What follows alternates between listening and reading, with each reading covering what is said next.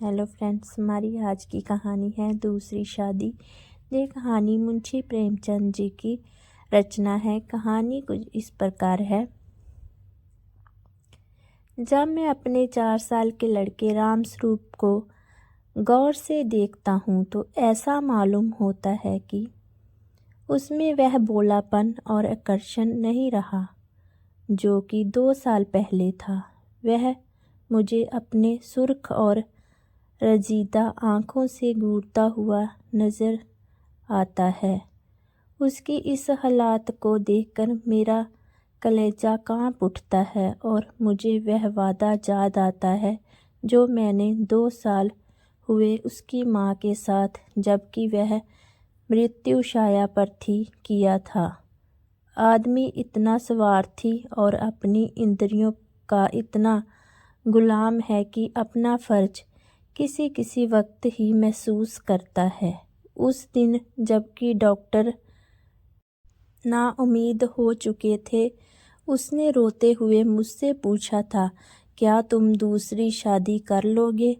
ज़रूर कर लेना। फिर चौंक कर कहा, मेरे राम का क्या बनेगा? उसका ख्याल रखना अगर हो सके। मैंने कहा, हाँ हाँ, मैं वादा करता हूँ कि मैं कभी दूसरी शादी ना करूँगा। और रामस्वरूप, तुम उसकी फ़िक्र ना करो। क्या तुम अच्छी ना होगी? उसने मेरी तरफ हाथ फेर दिया, जैसा कहा, लो अलविदा। 2 मिनट बाद दुनिया मेरी आँखों में अंधेरी हो गई। रामस्वरूप बेमां हो गया।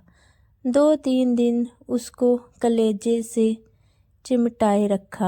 आखिर छुट्टी पूरी होने पर उसको पिताजी के सपुर्द करके मैं फिर अपनी ड्यूटी पर चला गया।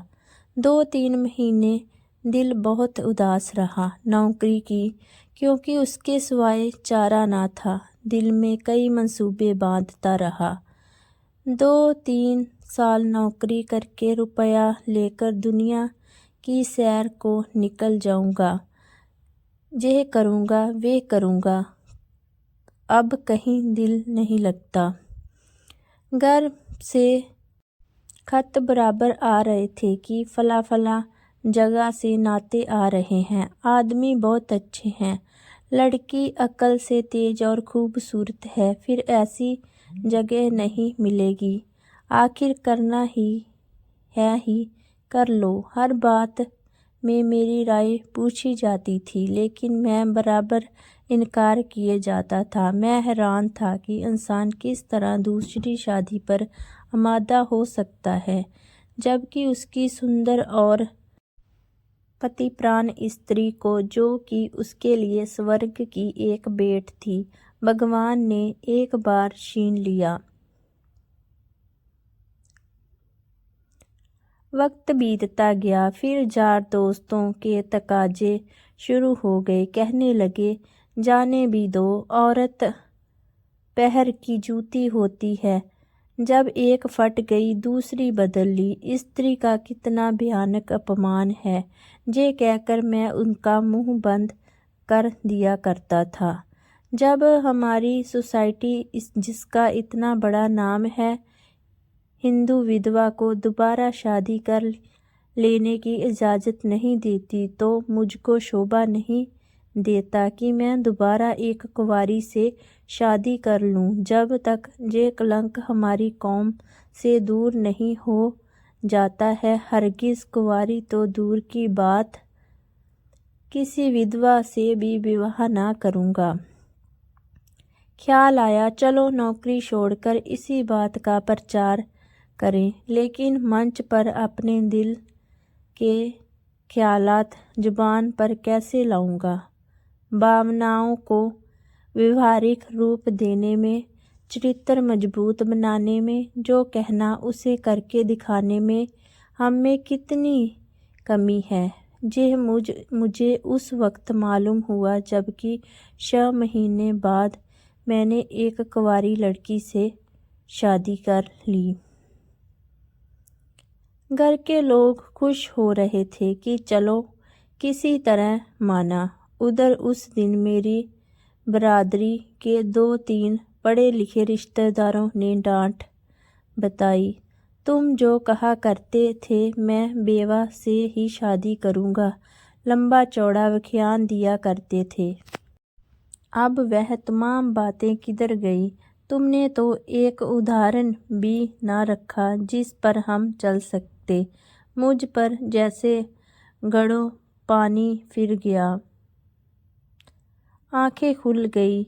जवानी के जोश में क्या कर गुजरा। पुरानी भावनाएं फिर उभर आई और आज भी मैं उन्हीं विचारों में डूबा हुआ हूँ। सोचा था नौकर लड़के को नहीं संभाल सकता, औरतें ही इस काम के लिए ठीक हैं। विवाह कर लेने पर जब औरत घर में आएगी तो रामस्वरूप को अपने पास बाहर रख सकूँगा और उसका खासा ख्याल रखूँगा। लेकिन वह सब कुछ गलत अक्षर की तरह मिट गया। रामस्वरूप को आज फिर वापस गांव पिताजी के पास भेजने पर मजबूर हूँ। क्यों? जे किसी से छिपा नहीं। औरत का अपने सुतेले बेटे से प्यार करना एक असंभव बात है। विवाह के मौके पर सुना था लड़की बड़ी नेक है, सर्वजनों का खास ख्याल रखेगी और अपने बेटे की तरह समझेगी। लेकिन सब झूठ।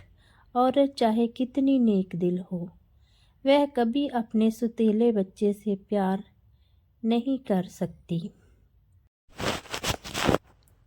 और जे हार्दिक दुख वह वादा तोड़ने की सज़ा है जो कि मैंने एक नेक बीवी से उसके आखिरी वक्त में किया था।